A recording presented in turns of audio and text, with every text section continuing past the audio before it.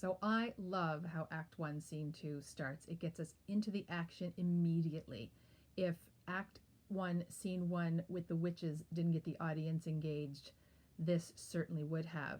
So we've got this camp, and we have the king and Malcolm and Donalbain. They're the king's sons. We learn from the front of the playbook who everybody is and who they're all related to. And we have this bleeding sergeant coming in, and the king is quite interested to hear how the battle is going at the battlefront. What bloody man is that? He can report as seemeth by his plight of the revolt, the new estate. This is the sergeant who, like a good and hearty soldier, fought 'gainst my captivity, says Malcolm. Hail, brave friend, say to the king the knowledge of the broil as thou didst leave it. And the sergeant has this long response as he stands there bleeding, but they still let him carry on, and we get almost like a flashback to what this happened, this change of scene. Doubtful it stood, as two spent swimmers that do cling together and choke their art.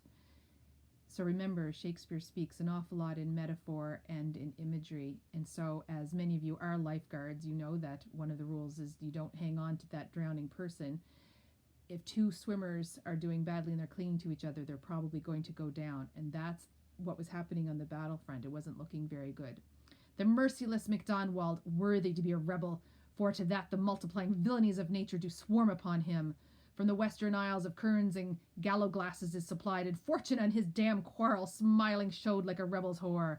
But all's too weak for brave Macbeth, well he deserves that name, disdaining fortune with his brandished steel, which smoked with bloody execution like Valor's minion, carved out his passage till he faced the slave, which never shook hands nor bade farewell to him till he unseamed him from the nave to the chops and fixed his head upon our battlements.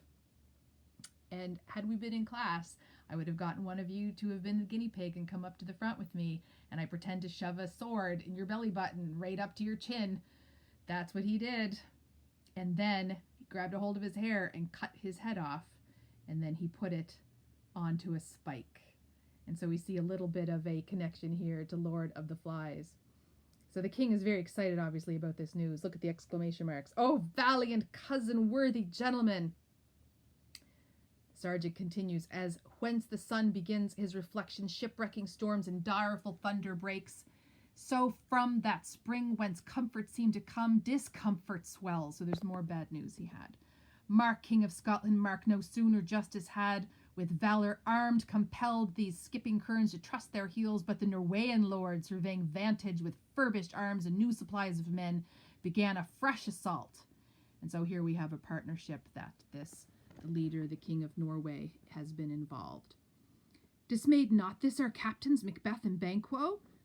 And so here we have a little bit of opposite talk again, where he says, yes, just like eagles are afraid of sparrows and the lion are afraid of rabbits. So it's his answer that no, they weren't afraid and they weren't put off at all.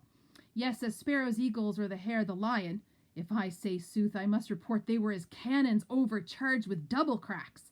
So they doubly redoubled strokes upon the foe, except they meant to bathe in reeking wounds or memorize another Golgotha. I cannot tell, but I am faint, my gashes cry for help. Because of course he is laying there, bleeding out probably. So well thy words become thee as thy wounds. Say smack of honor both. Go, get him surgeons. And so Macbeth and Banquo, now we have two tales told of them with great heroism and them winning the day.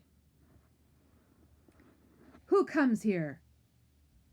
Malcolm, the worthy Thane of Ross. Thane being very much like a lord, but not quite a lord. This is what they had in Scotland, but it's the same idea. So they would have held lands and they would have received taxes and they were responsible for the people in that area. What a haste looks through his eyes, so should he look that seems to speak things strange. God save the king. Whence camest thou, worthy Thane? From Fife, great king, where the Norwegian banners float the sky and fan our people cold.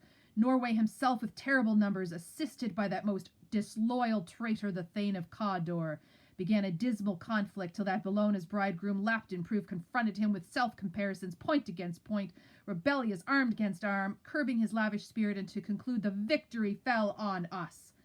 Great happiness that now Sweno, the Norway's king, craves composition, nor would we deign him burial of his men till he disbursed at St. Colm's Inch $10,000 to our general use. So that's quite the punishment. He's not even allowed to bury his men. They shake him down for $10,000 for the general coffers. They were not playing softball with this fella.